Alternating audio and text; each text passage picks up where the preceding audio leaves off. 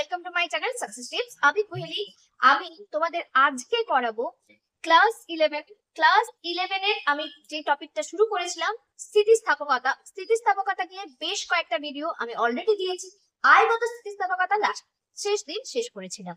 আজকে করবো ওই আয়গত স্থিতিস্থাপকতা থেকেই কয়েকটা প্রশ্ন, যেমন আয়গত স্থিতিস্থাপকতা অনুযায়ী দ্রব্য কয় প্রকার এবং সেটা কিভাবে নির্ধারিত হয়। দেখো, আগের ভিডিও যদি না দেখে থাকো অবশ্যই দেখো। তোমরা দেখবে প্লেলিস্ট করা আছে, ফ্রি ক্লাস বলে প্লেলিস্ট করা আছে, সেখানে গিয়ে দেখবে। দেখে তারপর এই ভিডিওটা দেখো, নাহলে বুঝতে পারবে না।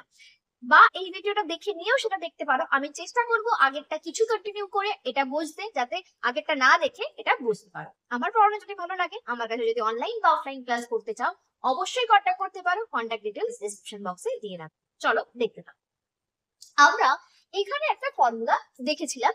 তো এবার আমরা যেটা করব, একটু আগেই আমি বললাম আয় বাড়লে চাহিদা কি হয়, কোন দ্রব্যের চাহিদা কি হয়। অনেকে উত্তর দিয়েছো, যারা উত্তর দিয়েছো তাদের বাদ দিয়ে অন্যরা উত্তর দেবে এবার। তো আমরা একটা জিনিস সাধারণ দ্রব্য, আচ্ছা আমি লিখে নিচ্ছি বোর্ডে, যদি সেই জায়গাটা লাইভ রিফ্লেক্ট হয় আমি আরেকবার দেখাবো। সাধারণ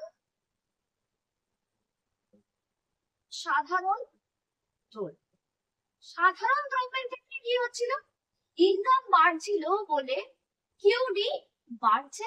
ইনকাম যদি কমে তাহলে কিউডি কমবে। সম্পর্কটা কেমন, সম্পর্কটা কেমন বলো, সম্পর্কটা কেমন বলো। বলবে।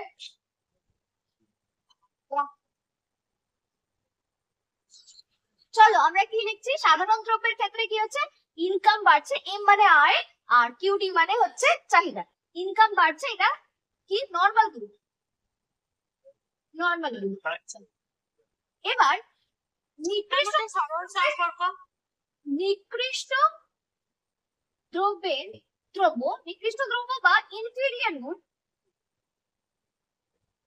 ইনফেরিয়ার গুডের ক্ষেত্রে কি হয়, ইনফেরিয়ার গুডের ক্ষেত্রে কি হয়, এ বাড়ছে, কিউডি কমছে, এ কমছে, কিউডি বাড়ছে। দেখো লাইট রিফ্লেকশন আসছে কি, দেখতে পাচ্ছো? এই সম্পর্কটা কেমন সম্পর্ক আর এই সম্পর্কটা কেমন সম্পর্ক, এটা ডিরেক্ট রিলেশন, ডিরেক্ট রিলেশন বা সাধারণ সরল সম্পর্ক, সরল সম্পর্ক। আর এইটা কি, এইটা হচ্ছে ব্যস্ত সম্পর্ক বা নেগেটিভ রিলেশন, নেগেটিভ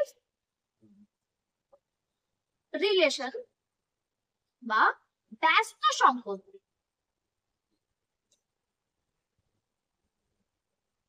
ব্যস্ত সম্পর্ক। ঠিক আছে, বোঝা গেল?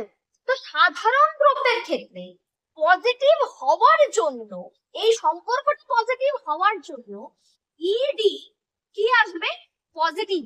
ইডি বলতে ই এম, চাহিদার আয়গত স্থিতিস্থাপকতা আসবে পজিটিভ। আর এইটার ক্ষেত্রে কি আসবে তাহলে, এটার ক্ষেত্রে কি আসবে, নেগেটিভ।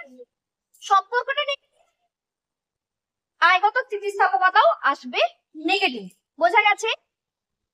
সাধারণ বা স্বাভাবিক দ্রব্যের ক্ষেত্রে, সাধারণ বা স্বাভাবিক দ্রব্যের ক্ষেত্রে চাহিদার আয়গত স্থিতিস্থাপকতা বা for normal good, income elasticity of demand for normal good is positive and income elasticity of inferior good is negative.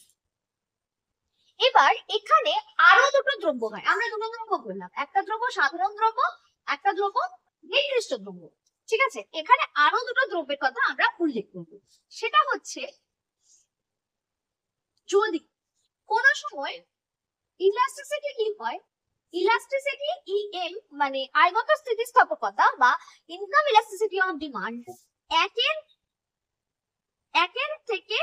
থেকে কম হয়, একের থেকে কম হয়, মানে শূন্য থেকেও কম হতে পারে, একের থেকেও কম, শূন্য থেকেও কম। এই ধরনের দ্রব্যগুলো হবে অতি প্রয়োজনীয় দ্রব্য। অতি প্রয়োজনীয় দ্রব্য বা একান্ত প্রয়োজনীয় দ্রব্য, এসেন্সিয়াল গুড।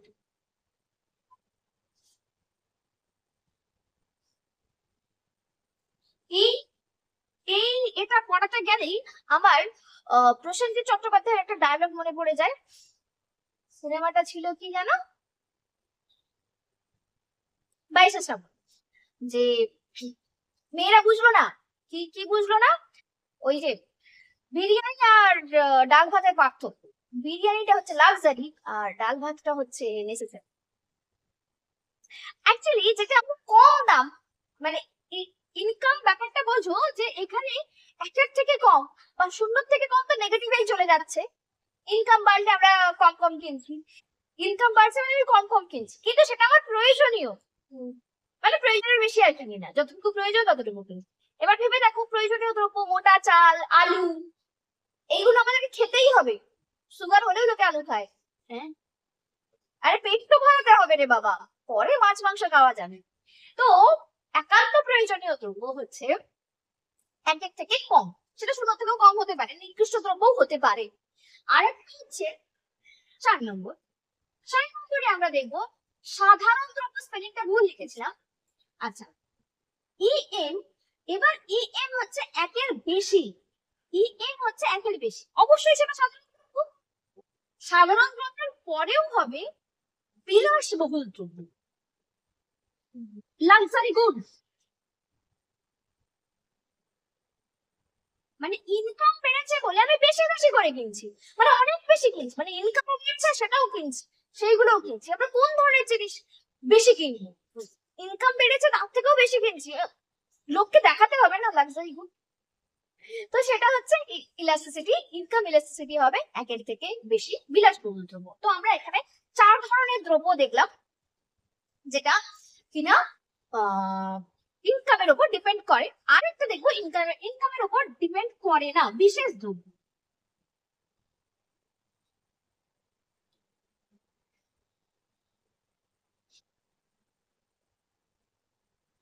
বিশেষ ধরনের দ্রব্যের ক্ষেত্রে, বিশেষ দ্রব্যের ক্ষেত্রে ইলাস্টিসিটি হচ্ছে জিরো, ইনকাম ইলাস্টিসিটি হচ্ছে জিরো। কিরকম, এটার এক্সাম্পল বলি।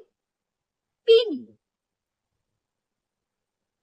বাড়িতে প্রয়োজন ছাড়া আমরা কিনি না, তাই না? কিছু কিছু দ্রব্য আছে যেগুলো ইনকামের উপর ডিপেন্ড করে না। স্টেটমেন্টের পিন, এটা ইনকামের উপর ডিপেন্ড করে না, আমার দরকার আছে বলে আমি কিনি, দরকার নেই কিনি না। পেন, বই, খাতার ক্ষেত্রেও একই ধরনের ব্যাপার, যদিও স্টুডেন্টের ক্ষেত্রে আলাদা। এমনি ইন জেনারেল যদি বলি, স্টুডেন্টদের ক্ষেত্রে ধরো আমার যেমন একটা ফ্যাশনেশন ছিল পেন্টিং, এটা এটা এটা পরের দিকে হয়েছে, যদিও আগে ছিল পেন কিনবো না রিফিল কিনবো, পেন 2-3টে হবে, রিফিল অনেক কিনে রাখবো। রিফিল তখন রিফিল একটা প্রচলন ছিল, এখন তো রিফিল তেমন একটা পাওয়া যায় না, তেমন একটা রিফিল পাওয়া যায় না। যাই হোক, সেটা বলছিলাম। তো আলপিন, কলম, এই ধরনের জিনিসগুলো হচ্ছে বিশেষ ধরনের দ্রব্য। আশা করছি আমি বোঝাতে পারলাম, মানে দেখাতে পারলাম যে কতগুলো দ্রব্য হয়। 5 ধরনের দ্রব্য আমি লিখেছি। তোমাদের যদি অসুবিধা হয়ে থাকে বলবে, আর যদি বুঝতে পারো, আমার কাছে যদি অনলাইন বা অফলাইন ক্লাস করতে চাও অবশ্যই কন্ট্যাক্ট করতে পারো। কন্ট্যাক্ট ডিটেলস আমি ডেসক্রিপশন বক্সে দিয়ে রাখছি। আর আমার পড়ানো কেমন লাগছে অবশ্যই জানিয়ে। এই ভিডিও দেখার জন্য থ্যাংক ইউ।